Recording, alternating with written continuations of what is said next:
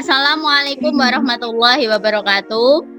Waalaikumsalam warahmatullahi wabarakatuh. Alhamdulillahirabbil alamin wa bihi nasta'in wa ala umurid dunya waddin. Wassalatu wassalamu ala asrofil anbiya'i wal mursalin sayyidina wa maulana Muhammadin wa ala alihi washabbihi ajmain. Amma ba'd. Yang kami hormati Ibu Kepala Sekolah, yang kami hormati Bapak Ibu guru hebat, yang kami hormati Ibu Aan Fuah Fitriani sebagai narasumber di diseminasi. Marilah kita panjatkan puji syukur kehadirat Allah Subhanahu wa Ta'ala atas limpahan rahmat, taufik, hidayah, dan inayahnya pada kita semua, sehingga kita bisa berkumpul di acara diseminasi Ibu Aan Fuah Fitriani. Semoga kita selalu diberikan iman, Islam, dan kesehatan. Amin. Sholawat serta salam kita haturkan kepada junjungan kita Nabi besar Muhammad Sallallahu Alaihi Wasallam beserta keluarga dan para sahabatnya yang dimuliakan oleh Allah. Semoga kita mendapat syafaat di yaumul qiyamah. Amin. Perkenalkan, saya Rizky Hoiriana sebagai moderator di diseminasi Ibu Aan Fuah Fitriani. Semoga acara ini diberi kelancaran, kita mendapat ilmu yang manfaat. Marilah kita buka dengan bacaan basmalah bersama-sama. Bismillahirrahmanirrahim.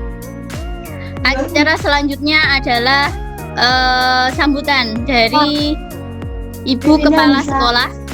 Dipersilahkan. Bisa masuk. Assalamualaikum warahmatullahi wabarakatuh. Waalaikumsalam warahmatullahi wabarakatuh. Kasih kegiatan Bu Aan ini karena sudah direncanakan berhari-hari karena banyaknya kegiatan sehingga untuk mengumpulkan teman-teman yang lain itu agak kesulitan. Alhamdulillahirrahmanirrahim. Salawat serta salam kita aturkan kepada Nabi Muhammad SAW yang telah kita mohon syafaatnya di yaumil qiyamah. Terima kasih atas waktu yang diluangkan teman-teman semua untuk kegiatan Bu Aan ini. Semoga berjalan dengan lancar dan memberikan motivasi kepada teman-teman yang lain untuk ikut dalam kegiatan guru penggerak.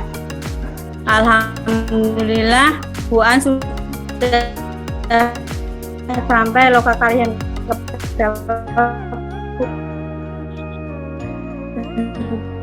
satu akan kegiatan ini dan dapat menyukseskan apa yang menjadi cita-cita dan tujuan dari pendidikan nasional kita.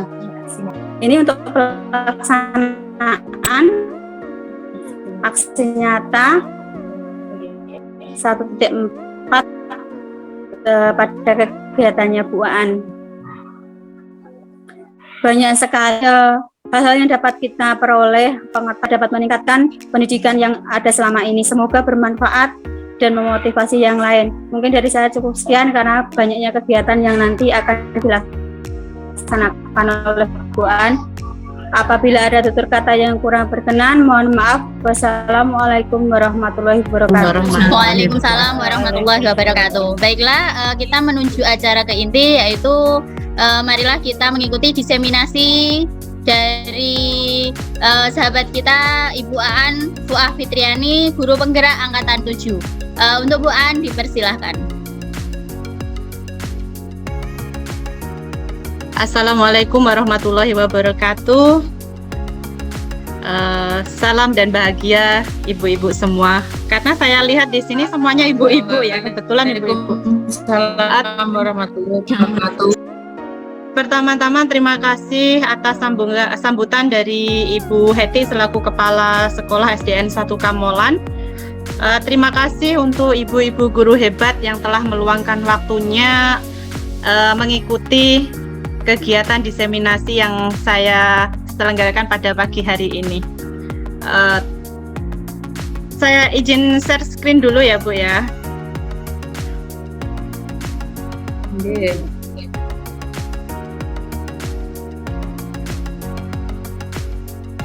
Sudah terlihat, Bu?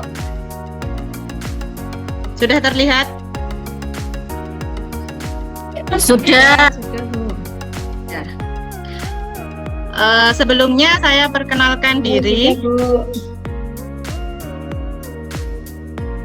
Saya Aan Fuah Fitriani, calon guru penggerak angkatan 7 Kabupaten Blora dari SDN 1 Kamolan.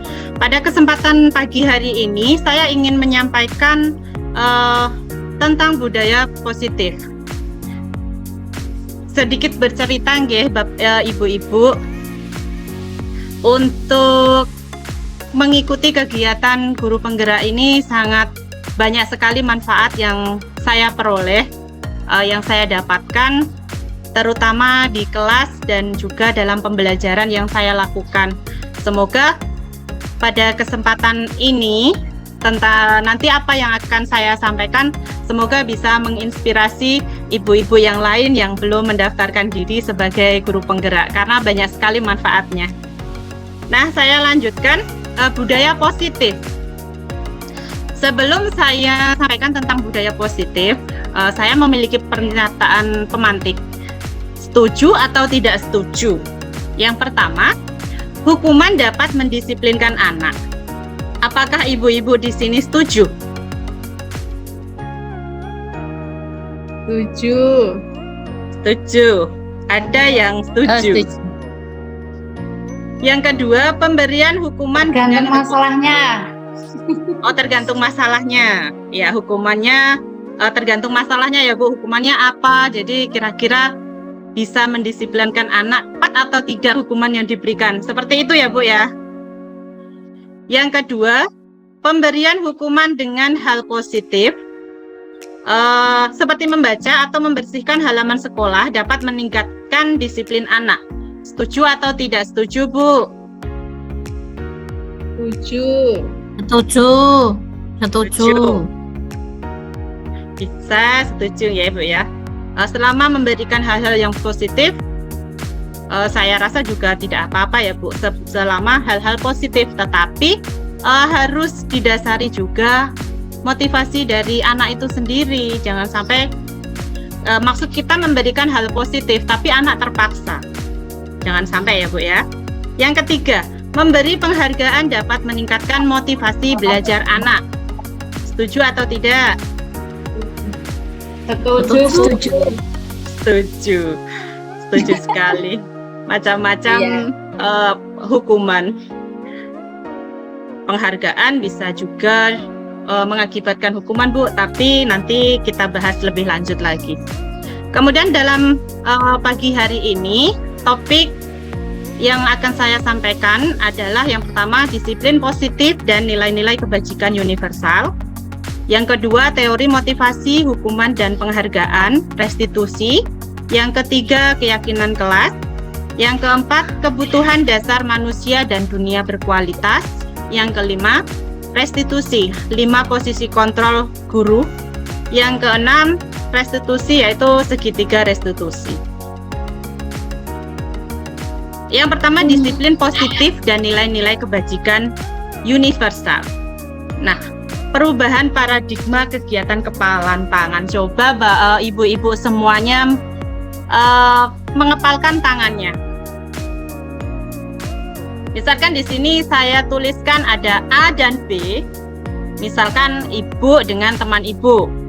Kemudian sobeklah secari kertas kecil, tuliskan benda atau sesuatu yang sangat berharga untuk Anda. Sebuah kertas kecil saja. Ini sebuah kertas kecil aja. Kemudian letakkan di salah satu tangan Anda dan genggam benda atau sesuatu tersebut dengan segala daya. Berarti dengan kekuatan penuh ya, Bu ya. Kemudian buatlah sebuah kepalan. Teman Anda akan mencoba dengan sekuat tenaga dengan berbagai cara untuk meminta Anda memberikan benda tersebut. Nah, bisa dengan cara membujuk, mengancam, menghardik, merayu, bisa juga menyuap. Tolong dong, kertas yang ada di kepalanmu berikan kepada saya. Itu dirayu.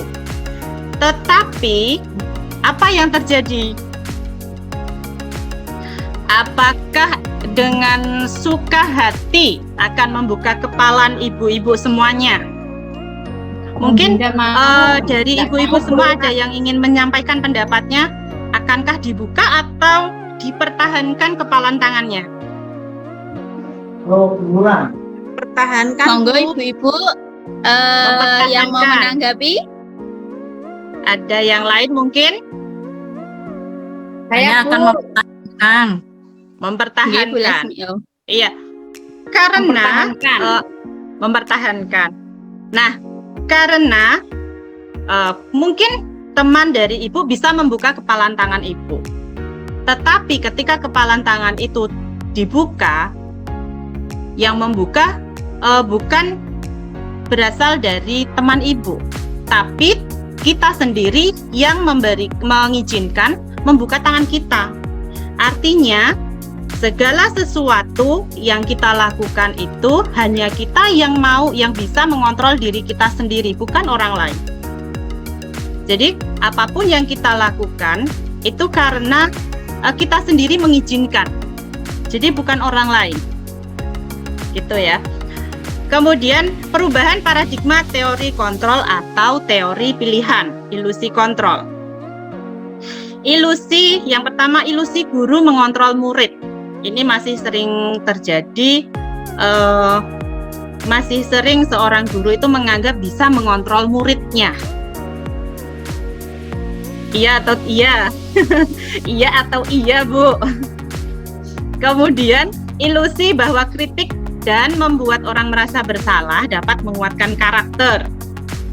Ini terkadang kita mengucapkan sesuatu yang ternyata membuat anak itu merasa dia bersalah, tetapi bukan atas motivasi dia sendiri, karena adanya kita sebagai guru yang membuat anak itu merasa bersalah. Yang ketiga, ilusi bahwa semua penguatan positif, efektif, dan bermanfaat. Nah, penguatan positif ini dapat berjalan ketika seseorang itu mau melakukannya sendiri, karena dia mengizinkan dirinya untuk mengontrol dirinya sendiri, bukan orang lain. Kemudian ilusi bahwa orang dewasa memiliki hak untuk memaksa. Ini sering sekali ya, Bu, bukan hanya di sekolah tetapi juga biasanya di rumah, terutama ibu-ibu. Contohnya, anak kita sebagai orang dewasa menganggap memiliki hak untuk memaksa seorang anak. Contohnya, kamu harus pakai baju ini, Nak. Kamu harus pakai baju ini, Nak. Nah, kata harus itu berarti menganggap seorang orang tua itu memiliki hak untuk memaksa anaknya. Saya lanjutkan, perubahan paradigma stimulus respon teori kontrol atau teori pilihan. Siapa sih yang sesungguhnya memiliki kontrol? Stimulus respon, kita mencoba mengubah orang agar berpandangan sama dengan kita. Tetapi pada teori kontrol, kita berusaha memahami pandangan orang lain tentang dunia. Stimulus respon perilaku buruk dilihat sebagai suatu kesalahan. Pada teori kontrol, semua perilaku memiliki tujuan. Orang lain bisa mengontrol saya. Nah, hanya Anda sendiri yang bisa mengontrol diri Anda, bukan orang lain. Saya bisa mengontrol orang lain. Pada kenyataannya kita tidak bisa mengontrol orang lain. Karena seseorang itu hanya bisa mengontrol dirinya sendiri. Pemaksaan ada pada saat bujukan gagal. Kolaborasi dan konsensus menciptakan pilihan-pilihan baru. Nah, pada stimulus respon model berpikirnya menang atau kalah. Sedangkan teori kontrol model berpikirnya menang-menang. Jadi semuanya menang, tidak ada yang kalah. Tadi sebelumnya kita sudah membahas disiplin positif. Apa sih makna dari disiplin? Disiplin berasal dari bahasa Latin disciplina yang artinya belajar. Mana asal dari kata ini berkonotasi dengan disiplin diri dari murid-murid Socrates dan Plato. Disiplin diri membuat orang menggali potensinya menuju sebuah tujuan apa yang dia hargai. Namun, dalam budaya kita, makna kata disiplin telah berubah menjadi sesuatu yang dilakukan seseorang pada orang lain untuk mendapatkan kepatuhan. Masih adanya, kalau kamu disiplin berarti kamu harus patuh terhadap peraturan. Masih seperti itu ya. Nah, kecenderungan umum adalah menghubungkan kata disiplin dengan ketidaknyamanan, bukan dengan apa yang kita hargai atau pencapaian suatu tujuan yang mulia. Nah, untuk disiplin positif merupakan pendekatan mendidik anak untuk melakukan kontrol diri dan pembentukan rasa kepercayaan diri.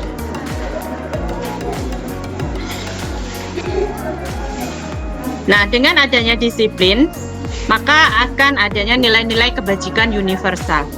Nilai-nilai kebajikan adalah sifat-sifat positif manusia yang merupakan tujuan mulia yang ingin dicapai setiap individu. Nilai-nilai tersebut bersifat universal dan lintas bahasa, suku bangsa, agama, maupun latar belakang. Menurut Dr. William Glasser pada teori kontrol, setiap perilaku atau perbuatan pasti memiliki tujuan. Nah, dengan mengaitkan nilai-nilai kebajikan yang diyakini oleh seseorang, maka motivasi intrinsiknya akan terbangun, sehingga bisa menggerakkan motivasi dari dalam untuk dapat mencapai tujuan yang mulia. Seperti yang saat ini sedang digembor-gemborkan adanya profil pelajar Pancasila. Profil pelajar Pancasila yaitu beriman bertakwa kepada Tuhan Maha Esa, berakhlak mulia, mandiri, bernalar kritis, berkebinekaan global, bergotong royong, dan kreatif.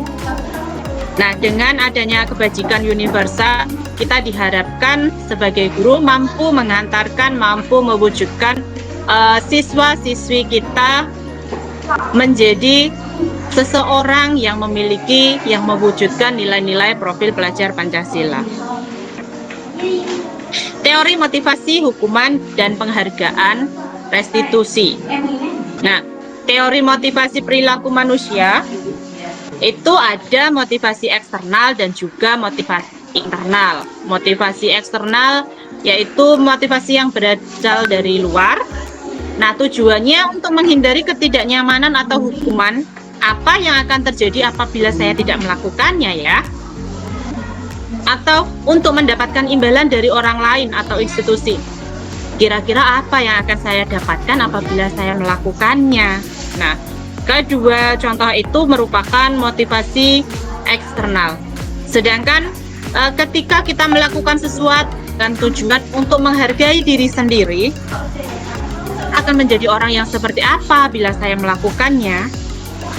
Nah, itu adalah contoh motivasi yang berasal dari dalam diri kita sendiri, motivasi internal.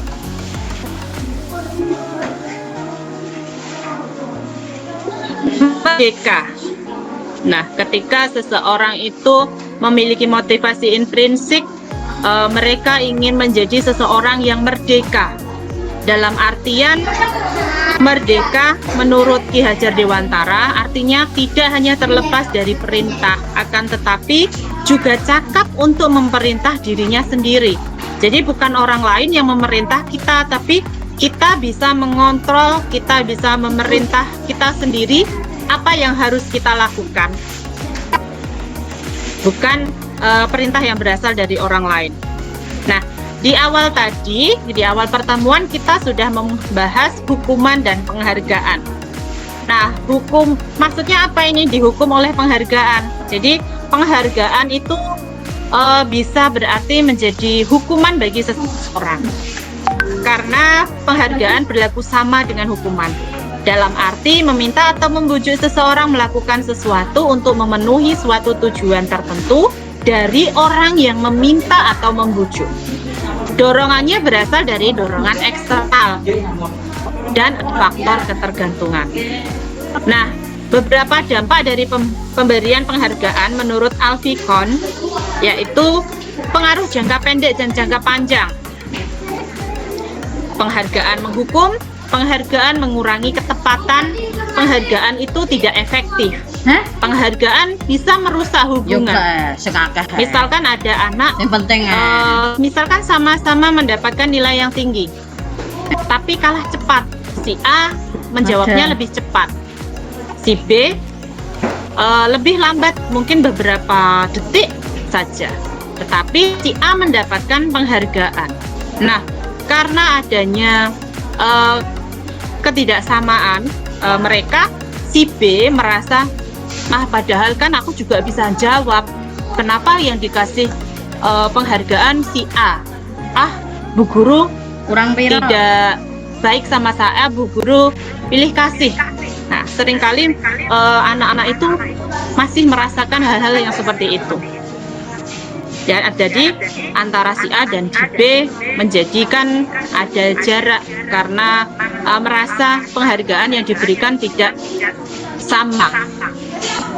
Penghargaan menurunkan kualitas, penghargaan mematikan kreativitas, dan juga penghargaan bisa mengurangi motivasi intrinsik. Karena ketika kita mendapatkan penghargaan atau kita melakukan sesuatu dengan penghargaan, itu berarti motivasinya sudah berasal dari luar.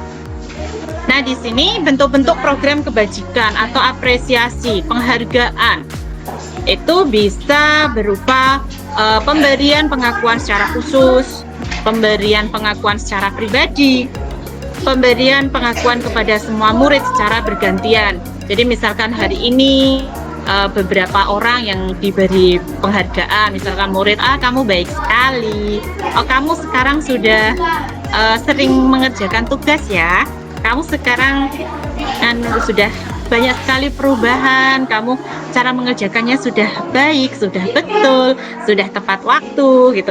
Nah, setiap hari diberi penghargaan secara bergantian antara siswa satu dengan siswa yang lain. Jadi tidak ada siswa yang merasa, saya kok nggak pernah dipuji sama Bu Guru, saya tidak pernah diberi penghargaan sama Bu Guru gitu. Kemudian beri pengakuan secara konsisten. Jadi tidak hanya 1 kali, 2 kali, sekarang dipuji, besok sudah biasa, jadi diabaikan saja. Jangan. Kemudian fokus pada proses. Nah, ini saya memiliki beberapa pertanyaan ya ibu-ibu.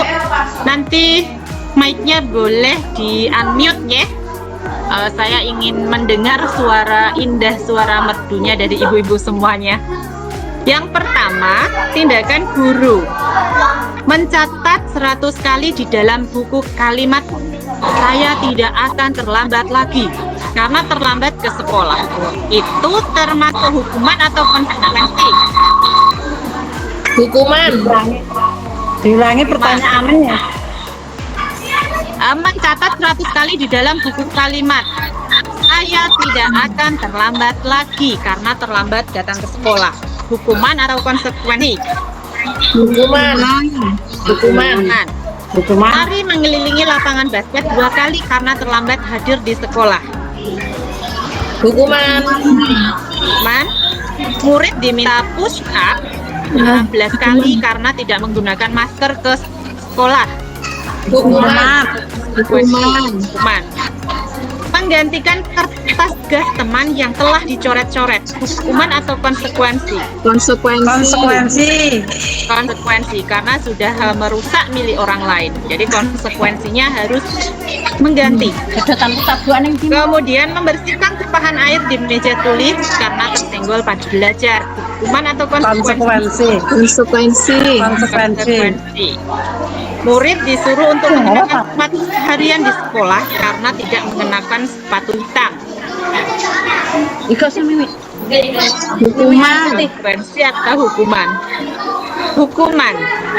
Yang terakhir, lari mengelilingi lapangan basket 2 kali karena terlambat 10 menit untuk pelajaran PJOK. Hukuman atau konsekuensi? Hukuman atau konsekuensi? Ini pelajarannya PJOK loh ya. Konsekuensi. Ada hubungannya dengan pelajaran PJOK. Kecuali kalau matematika tapi disuruh mengelilingi lapangan. Nah, itu baru hukuman. Perbedaan hukuman dan konsekuensi. Hukuman adalah sesuatu yang menyakitkan harus terjadi, membuat anak sakit fisik maupun hati untuk jangka waktu yang lama. Anak menjadi benci akan kedisiplinan, paksaan, mendorong anak menyakiti diri sendiri, konsep diri yang buruk. Anak belajar untuk menyembunyikan kesalahan karena takut akan mendapatkan hukuman.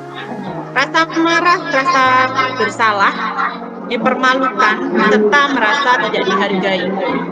Nah, sedangkan konsekuensi adalah sesuatu yang harus terjadi, membuat anak merasa tidak nyaman dalam jangka waktu yang pendek. Jadi tidak lama ya, hanya sementara saja dalam jangka waktu yang pendek. Anak menjadi menghargai disiplin, stimulus tanggapan mendorong anak agar mudah menyesuaikan diri. Konsep diri yang baik, mendorong anak agar mudah menyesuaikan diri. Anak belajar untuk mematuhi peraturan, sedang anak kehilangan hak, dibuat tidak nyaman, diasingkan hanya untuk sementara saja. Jadi tidak berlangsung lama. Next. Nah, apa itu restitusi? Restitusi adalah proses menciptakan kondisi bagi murid untuk memperbaiki kesalahan mereka, sehingga mereka bisa kembali pada kelompok mereka dengan karakter yang lebih kuat. Restitusi juga merupakan proses kolaboratif yang mengajarkan murid untuk mencari solusi untuk kesalahan mereka. Jadi anak mencari solusinya sendiri akan masalah yang mereka lakukan dan membantu murid berpikir tentang orang seperti apa yang mereka inginkan.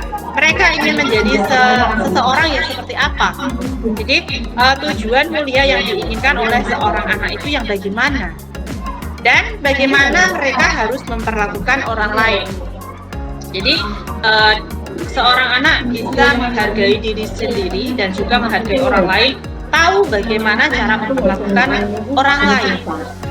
Nah, ini perbedaan dari hukuman, konsekuensi, dan restitusi. Ada identitas-identitas yang akan ditampilkan. Sedangkan hukuman merupakan identitas gagal, yaitu sesuatu yang menyakitkan harus terjadi. Sedangkan pada konsekuensi, sesuatu yang harus terjadi. Identitas sukses dari restitusi yaitu merupakan suatu pilihan. Ketika saya melakukan kesalahan, konsekuensi apa yang harus saya terima? Kemudian saya harus berbuat bagaimana? Nah, gitu ya. Jadi perbedaan antara hukuman, konsekuensi, restitusi. Hukuman itu sifatnya menyakitkan, sedangkan konsekuensi itu ya, kamu kalau melakukan sesuatu seperti ini, ada konsekuensi yang harus kamu terima. Kemudian restitusinya, kamu bagaimana caramu untuk memperbaikinya. Anak menjadi menyelesaikan masalahnya sendiri, mencari penyelesaian masalahnya sendiri. Nah, hukuman itu bersifat negatif, sedangkan konsekuensi sifatnya netral.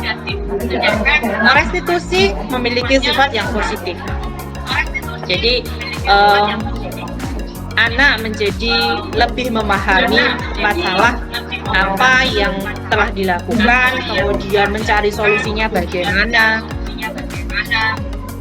Selanjutnya, 9 ciri-ciri restitusi.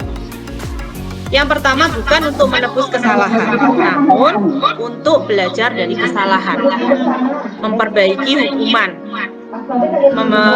Restitusi itu merupakan tawaran, bukan paksaan. Restitusi menuntun untuk melihat ke dalam diri.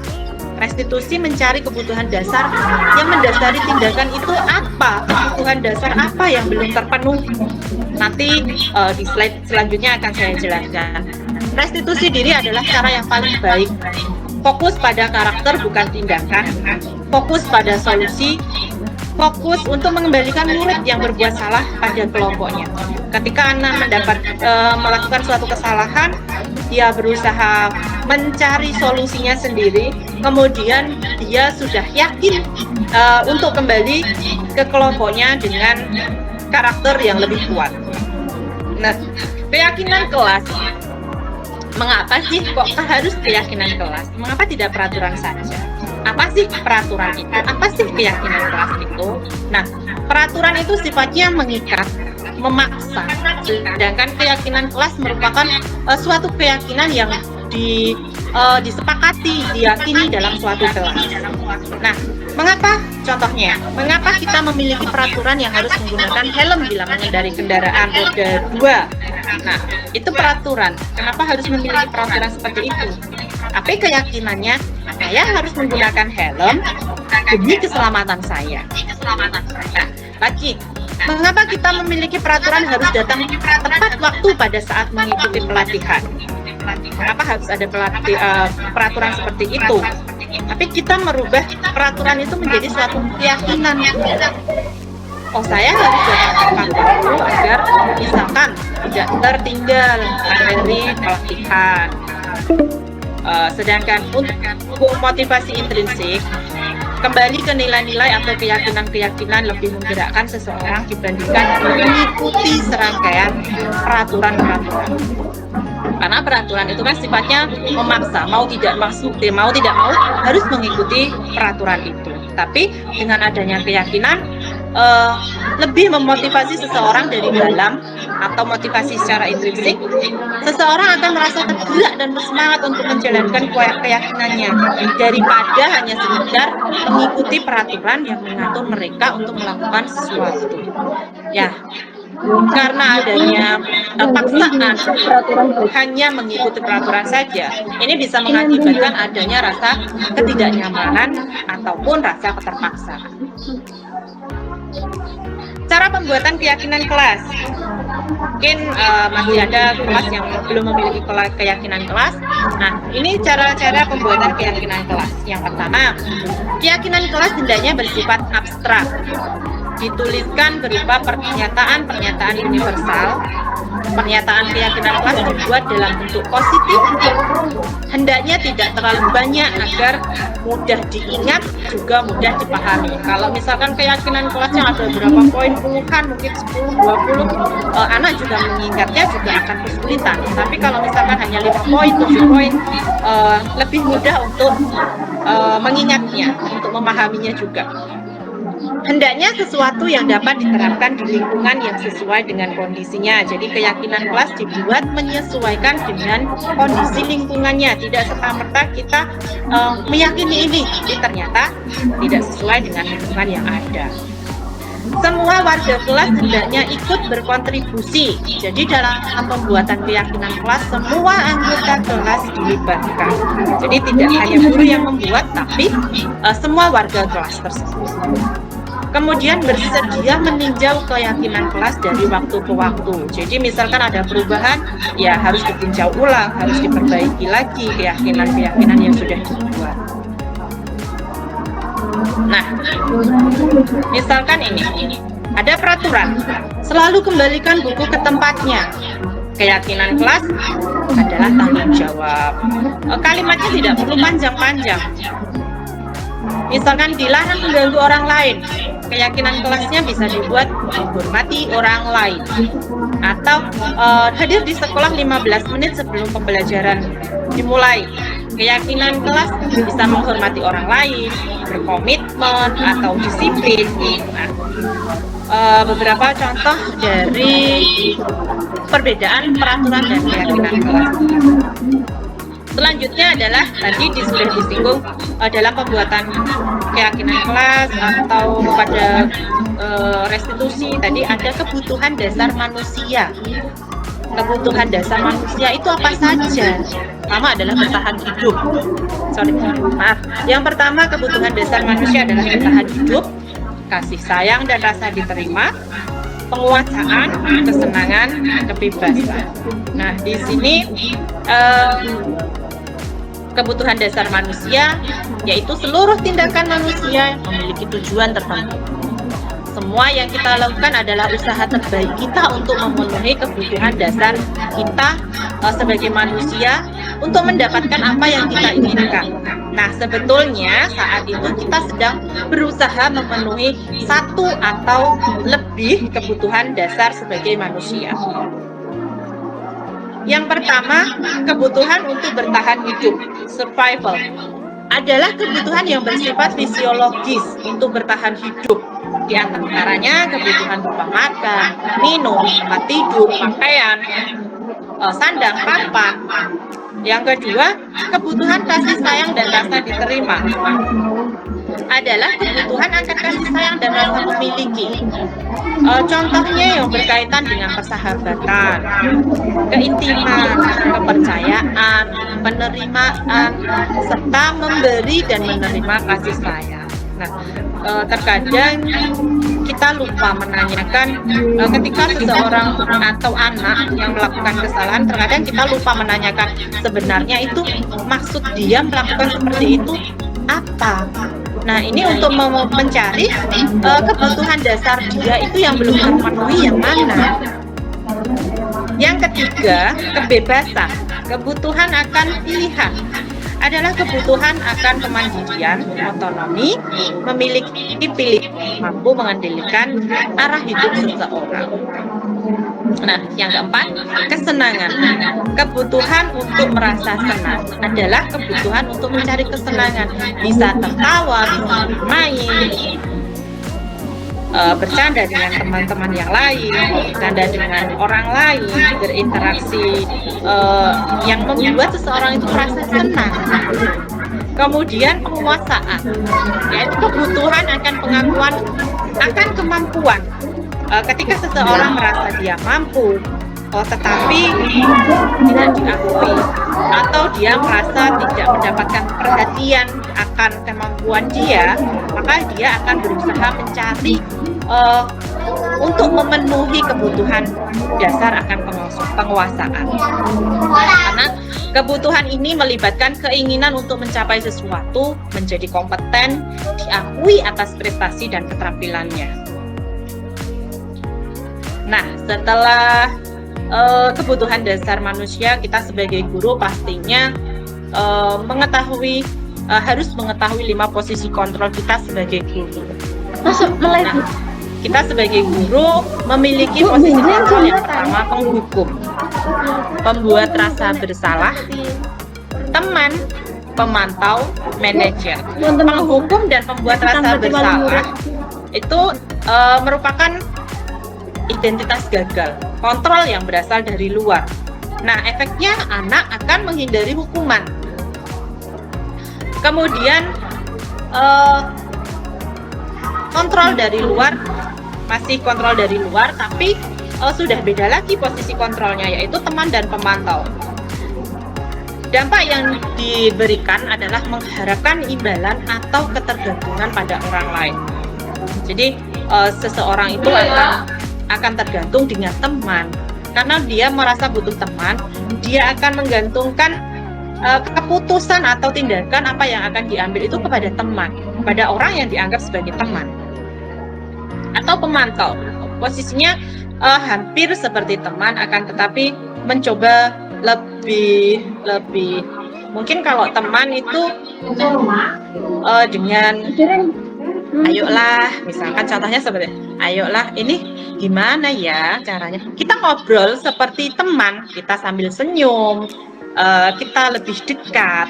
Pemantau juga seperti itu, tetapi pemantau itu mengingatkan apa sih peraturannya, bagaimana seseorang itu harus bisa menyesuaikan diri. Nah, pemantau ini tugasnya juga mengawasi perkembangan dari perubahan yang akan dilakukan oleh anak. Nah, kemudian identitas suksesnya itu apa? Berasal dari kontrol diri, menghargai diri sendiri. Nah, posisi kontrolnya ini sebagai manajer, dengan mengajukan pertanyaan-pertanyaan, apa yang kita yakini, apa yang kamu yakini, apa yang kelas kita yakini, kemudian memberikan kekuatan kepada pribadi anak itu sendiri, kemudian meletakkan dirinya sebagai individu yang positif. Bagaimana caranya saya bisa agar anak itu memiliki rasa, bagaimana caranya agar saya bisa memperbaiki keadaan, kemudian mengevaluasi diri Mungkin dari ibu-ibu di sini ada yang pernah berada di posisi kontrol yang mana? Mungkin ada yang mau bercerita, Bu? Berada di posisi kontrol yang mana, penghukum, pembuat rasa bersalah, atau mungkin teman, pemantau, atau manajer? Bisa sedikit sharing di sini? Monggo, jika ada yang mau berbicara, raise hand. Misalkan pernah menjadi seorang penghukum, mungkin kalau saya pribadi dulu pernah, contohnya saya pribadi ya, membuat rasa bersalah kepada anak. Misalkan gini, ada siswa yang tinggalnya dengan neneknya, kemudian dia tidak mau mengerjakan tugas. Ketika saya tanya, kenapa kamu nggak mengerjakan tugas? Kemudian nggak ada yang ngajarin, Bu, atau saya tiduran, Bu, kan gitu. Kemudian kamu sayang nggak sama Mbah? Iya. Nah, kalau kamu sayang sama Mbah, kamu ya belajarnya yang rajin. Nah, itu di situ posisi saya adalah sebagai pembuat rasa bersalah. Mungkin dari ibu-ibu ada yang mau menambahkan cerita pribadi. Sebagai seorang guru pastinya kan punya banyak sekali pengalaman. Nah, silakan. Hampir sama dengan pengalamannya dari Bu Aan. Berarti saya di sini kalau 5 posisi kontrol itu yang pembuat rasa bersalah, Bu, biasanya yang saya pakai saat ini. Punya pengalaman apa, Bu? Misal itu pengalamannya ada murid saya yang tidak mengerjakan PR karena kelupaan. Jadi ya langsung saya tegur seperti itu, Bu An. Itu masuknya pembuat rasa bersalah begitu. Ya harus tidak boleh ketiduran, harus dikerjakan terlebih dahulu. Kalau punya PR itu termasuknya pembuat rasa bersalah. Atau gimana? Nah, posisi ibu itu cara menyampaikannya bagaimana? Mungkin kalau membuat rasa bersalah, misalkan kalau kamu tidak mengerjakan PR, misalkan kamu nggak kasihan sama ibu. Bu guru kan sudah capek-capek ngajarin kamu, masa iya kamu nggak mau mengerjakan? Kan udah Bu Krisna ajari, mungkin seperti itu, Bu. Oh, kalimatnya ya berarti. Iya, mungkin dari sehingga itu anak merasa, oh iya saya salah sama Bu Krisna karena saya tidak mengerjakan tugas.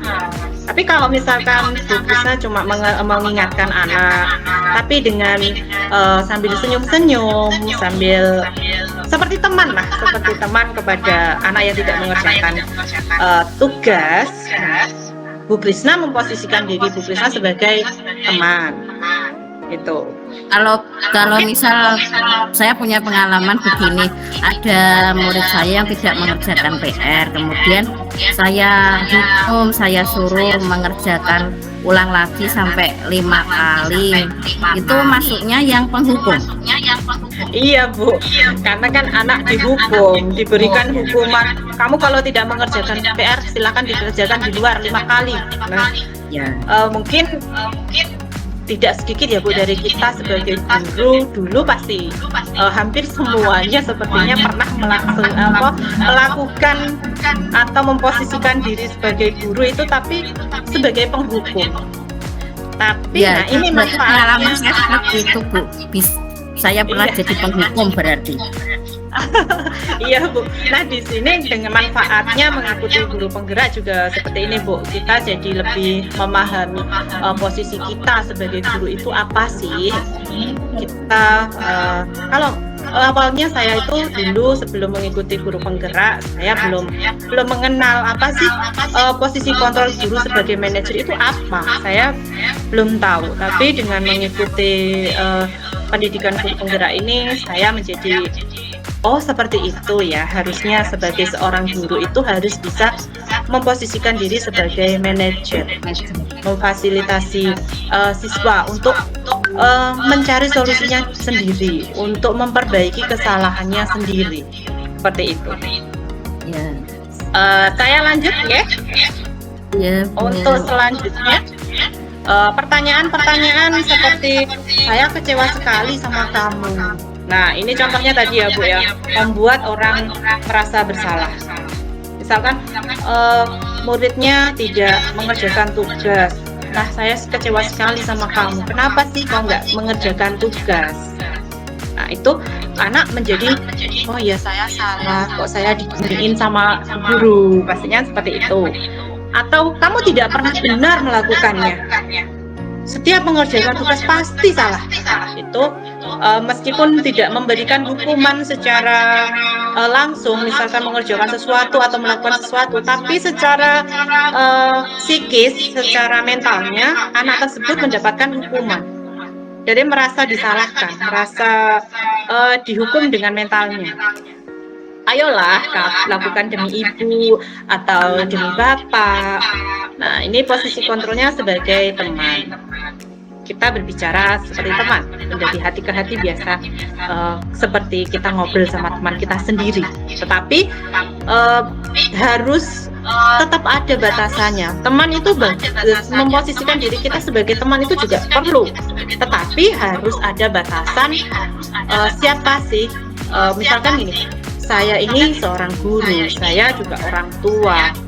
Jadi ada batasan antara anak, antara murid dengan guru. Jadi ada batasan-batasan agar anak itu tetap menjaga sopan santunnya. Kemudian, apakah kamu mau mendapat stiker bintang hari ini? Nah, ini contoh dari pemantau. Nah, bagaimana kamu bisa menyelesaikan masalah ini?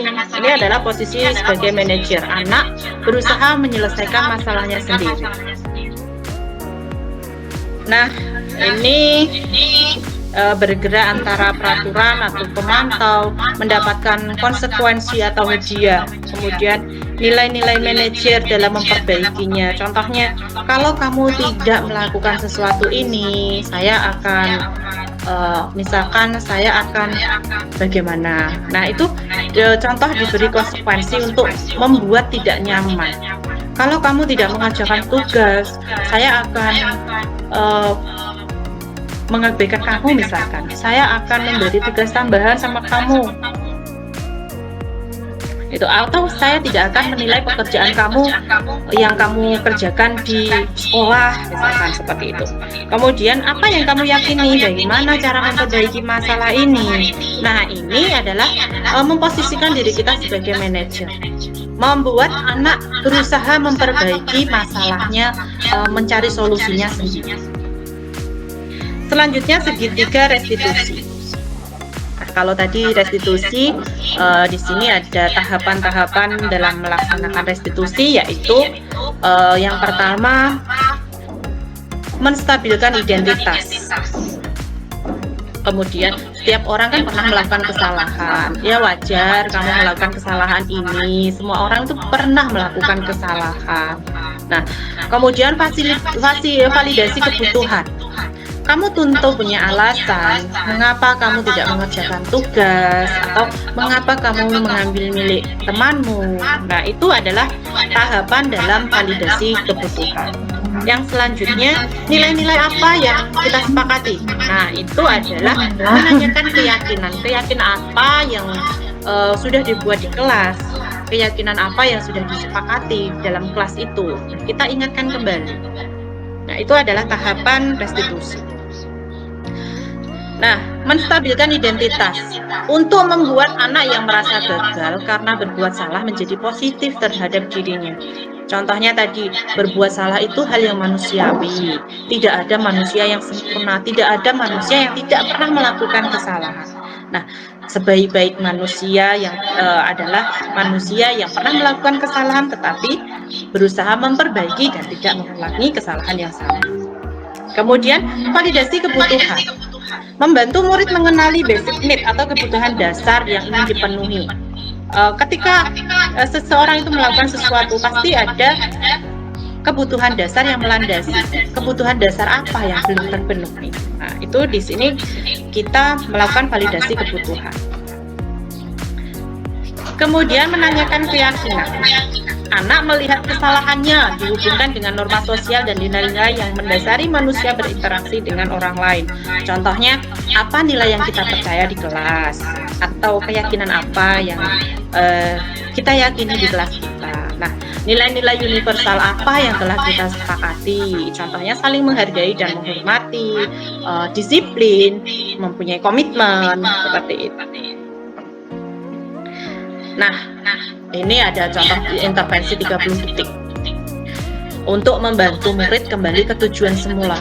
Cukup singkat saja dengan cara yang non-konfrontatif. Pertanyaan-pertanyaan yang diajukan biasanya dikemukakan oleh seorang pemantau atau manajer. Contohnya, apakah kamu ingin berbuat lebih baik? Apakah saat ini kamu sedang menjadi orang yang kamu inginkan? Apakah kamu bisa mengubah kegiatan atau perilaku kamu saat menjadi sikap yang lebih membantu?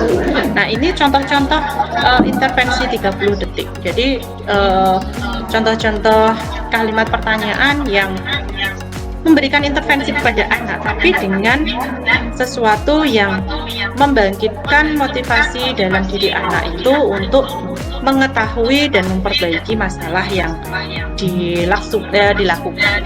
Tunggu. Cukup sekian materi yang saya sampaikan. Mungkin ada yang ingin ditanyakan dari ibu-ibu tentang materi yang sudah saya sampaikan. Mungkin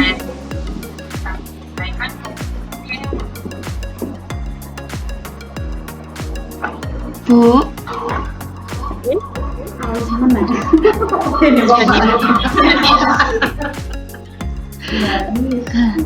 mohon maaf sebelumnya, saya izin bertanya. Sebelumnya perkenalkan, nama saya Puji Sireni Swalaningsih.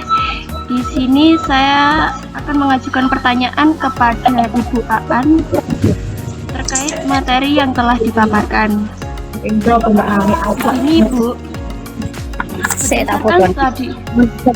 berdasarkan studi kasus yang saya alami, di sini saya mengajar di kelas 1, di mana dalam satu kelas itu terdapat beraneka ragam karakteristik siswa, dan itu mungkin tidak ada yang sama karena itu kan berbeda-beda karakternya. Nah, bagaimanakah seorang pendidik untuk menerapkan situasi yang kondusif terhadap kelas tersebut, semisal siswa tersebut yang pertama ada beberapa siswa yang mungkin dalam kategori itu kalau dikasih aturan oleh seorang guru, termasuk dalam situasi pembelajaran, itu tidak nurut, dalam artian tidak melaksanakan peraturan dari guru yang telah dilakukan. Semisal siswa tersebut itu suka rame dalam situasi pembelajaran tersebut, suka mengganggu temannya. Nah, dalam hal kasus seperti itu, apakah tindakan Bu Aan? Ya, terima kasih Bu Hani. Saya mencoba menjawab ya. Kalau misalkan ada yang kurang tepat, ibu-ibu yang lain bisa menambahkan. Begini, tadi pengalamannya Bu Hanis itu di kelas ada yang itu nggih, yang apa? Anak-anak ramai, suka mengganggu orang lain. Nah, di sini Bu Hanis sudah membuat keyakinan kelas belum? Bagaimana Bu? Maaf tadi suaranya nggak terlalu jelas. Sudah membuat keyakinan kelas belum? Atau kesepakatan kelas mungkin? Sudah Bu. Bahkan waktu kemarin pertama kali masuk itu juga sudah memberikan peraturan, di mana peraturan tersebut kaitannya dengan situasi kelas. Tetapi siswa tersebut itu kategorinya itu bisa, dalam bahasa kasarnya itu ndablek gitu. Oh iya. Ya, Nah, susah untuk diatur seperti itu. Yeah. Coba di kelasnya Bu Hanis itu membuat kesepakatan kelas dulu, membuat kesepakatan kelas, kemudian apa saja yang akan disepakati oleh kelasnya Bu Hanis. Nah, kesepakatan kelas ini nanti, misalkan kita menjaga kebersihan dan ketertiban misalkan. Nah, ketertiban di sini kan sudah melingkupi misalkan anak tidak mengganggu teman orang lain, itu kan sudah termasuk tertib di kelas ya. Nah, bisa juga saling menghargai dan menghormati orang lain. Nah, itu dibuat dalam kesepakatan kelas, dalam artian semua dilibatkan. Kemudian kalau sudah ada kesepakatan kelas dibuat, kemudian kita membuat keyakinan kelas. Keyakinan kelas, nilai-nilai apa yang kita yakini, nilai-nilai apa yang diyakini oleh kelas kita, kelas 1 itu tadi. Nah, misalkan dengan kalimat-kalimat berhubung kelas 1, pakai kalimat-kalimat yang pendek saja, tapi bernilai positif. Misalkan saling menghargai dan menghormati, disiplin, menjaga ketertiban, misalkan seperti itu ya Bu ya. Nah, jadi dengan melibatkan anak, jadi bukan hanya guru saja yang menentukan, tapi ya memang benar-benar itu kita yakini bersama, ditekankan kepada anak-anak kita bahwa keyakinan yang kita buat ini adalah kesepakatan bersama. Jadi misalkan ada anak yang masih seperti itu, kita dekati, kita bisa memposisikan diri kita misalkan sebagai teman terlebih dahulu, didekati, diajak ngobrol, kita posisikan sebagai teman, diajak ngobrol seperti teman lah. Ya kalau kelas 1 kita berperan seperti anak kelas 1, didekati, kenapa kok seperti ini. Kalau misalkan ternyata masih belum ada perubahan, kita bisa menggunakan posisi kita sebagai manajer, didekati anak, kemudian ditanya kenapa kamu kok seperti ini, apakah ini sesuai dengan yang kamu inginkan, kamu ingin menjadi seperti apa. Dengan melakukan seperti itu, dengan melakukan kegiatan seperti ini, kamu itu ingin jadi seperti apa, gitu ya. Kamu itu pengen jadi seperti apa? Apakah kemudian ditanya lagi. Dengan melakukan hal seperti ini, maksudnya seperti ini tadi, menjaingi teman atau rame jalan-jalan gitu ya, itu kamu merasa apa? Apakah kamu senang? Apakah kamu merasa bebas? Atau ada sesuatu yang terpenuhi? Jadi anak tersebut melakukan sesuatu pasti ada suatu tujuan. Nah, tujuan itu ketika kita melakukan suatu tujuan, itu adalah salah satu upaya kita untuk memenuhi kebutuhan dasar kita. Nah, ketika tadi ditanya kamu merasa bagaimana ketika sudah melakukan hal seperti itu, jalan-jalan atau rame sendiri atau mengganggu teman. Kalau misalkan dia merasa saya senang Bu, kalau seperti ini Bu. Nah, berarti anak tersebut masih memiliki kekurangan atau memiliki sesuatu, mencari sesuatu untuk memenuhi kebutuhan dasarnya, yaitu kebutuhan dasar kesenangan. Nah, dengan melakukan segitiga restitusi ini, kita diharapkan sebagai guru kan pasti mendapatkan perubahan. Nah, perubahan itu tidak bisa instan. Perubahan itu ada yang cepat, ada yang sedang, ada yang lambat. Nah, setiap anak memiliki karakternya sendiri-sendiri. Jadi tadi ada kata develop ya. Mungkin kalau develop itu membutuhkan waktu yang agak lama. Jadi perubahannya agak lama. Kalau anak develop itu kan nggak bisa cepat ya. Apalagi yang sudah menjadi suatu kebiasaan. Merubah kebiasaan itu saja kita yang sebagai orang dewasa merasa sulit kalau langsung. Jadi perubahan pasti pelan-pelan nanti akan ada perubahan. Seperti itu ya, Bu Hanis. Mungkin semoga bisa diterima, atau ada ibu-ibu yang lain akan menyampaikan pendapatnya, sekedar sharing. Ya, baik. Terima kasih atas jawabannya, Ibu. Cukup jelas dan akan saya terapkan. Ya.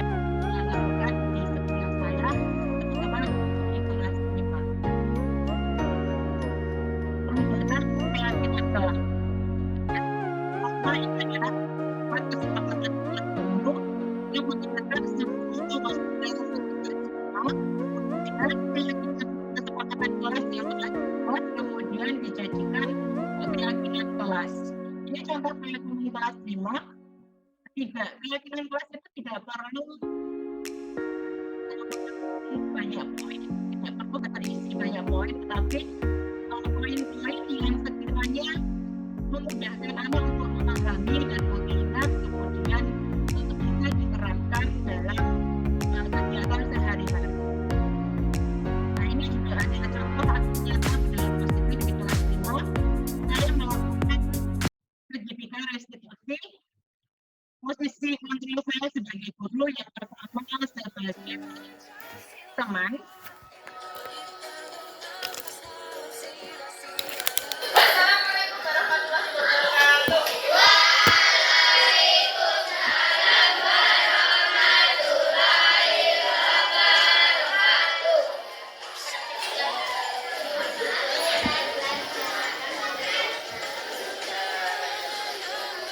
Silakan dulu, nanti setelah ini menemui Tuhan ya.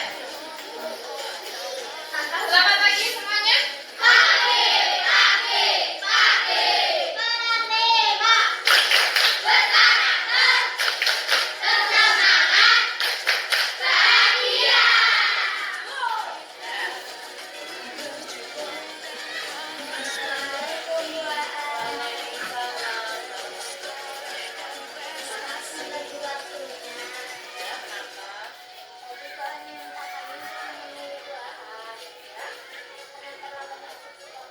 Oh iya.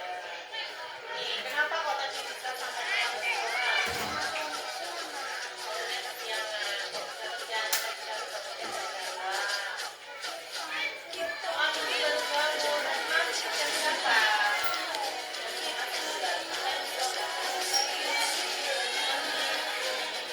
Kalau siapa?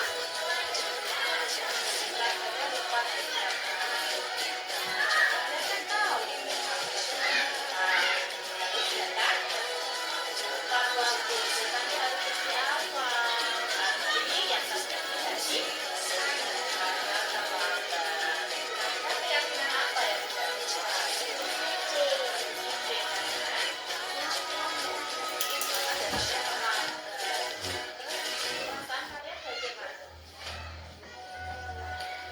kecewa sama siapa?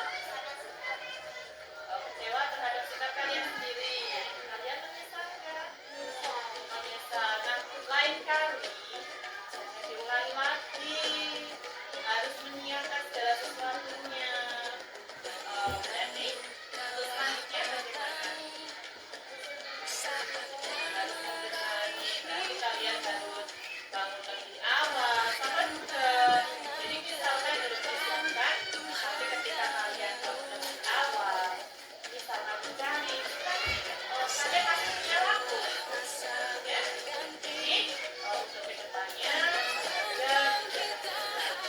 tidurnya harus lebih awal. Kemudian kalau nggak bisa bagaimana?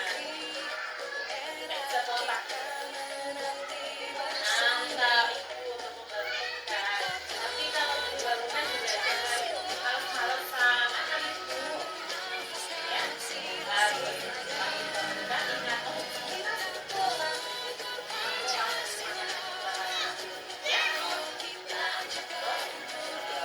ya. Ya.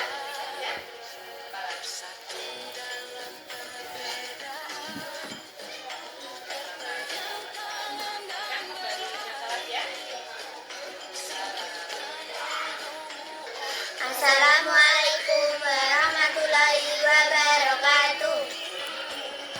Saya Nanda. Saya Sabar. Dengan praktek ketiga restitusi, saya menjadi lebih percaya diri dan saya menjadi lebih berani untuk mengakui kesalahan. Dan saya lebih berani mengakui kesalahan dan lebih disiplin. Doaan seperti teman kami. Terima kasih doaan. Wassalamualaikum warahmatullahi wabarakatuh.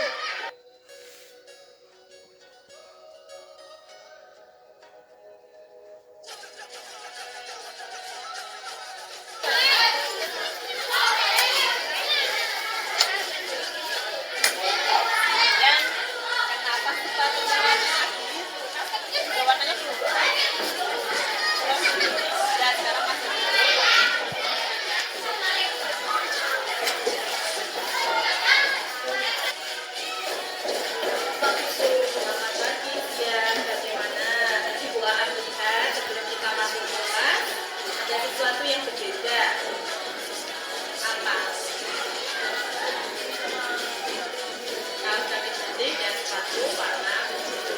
Nah, kamu tahu peraturan sekolah kita tentang penggunaan seragam? Tahu apa? Memakai seragam sesuai harinya. Sekarang kan hari Jumat, harusnya memakai kaos kaki warna hitam, sepatu juga warna hitam. Kira-kira keyakinan apa yang tidak sesuai dengan perilaku Sia? Disiplin, karena tidak memakai seragam sesuai harinya. Kalau sudah seperti ini, bagaimana caranya Sia untuk memperbaiki supaya tidak terulang lagi? Ya, habis pulang sekolah langsung mengikuti kelas kaki dan sepatunya, ya. Persiapkan yang dipakai untuk besok. Tidak apa-apa. Sekarang akan kembali ke ya. Assalamualaikum warahmatullahi wabarakatuh. Saya siap dengan praktik seketika restitusi. Saya merasa lebih berani mengakui kesalahan dan lebih percaya diri untuk menjadi lebih baik. Terima kasih Bu An. Assalamualaikum warahmatullahi wabarakatuh.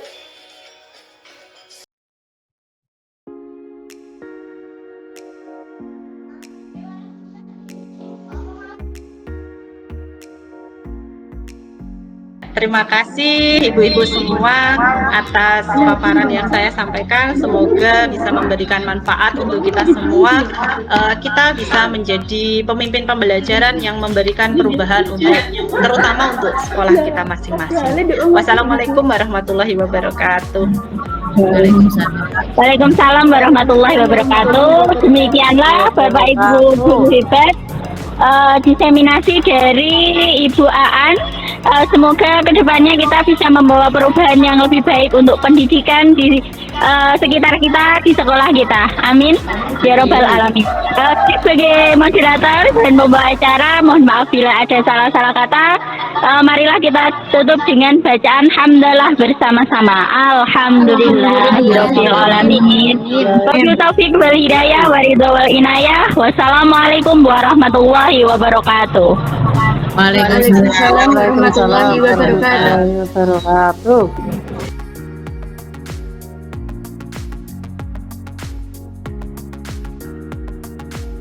Assalamualaikum warahmatullahi wabarakatuh. Perkenalkan, saya Rahmawati.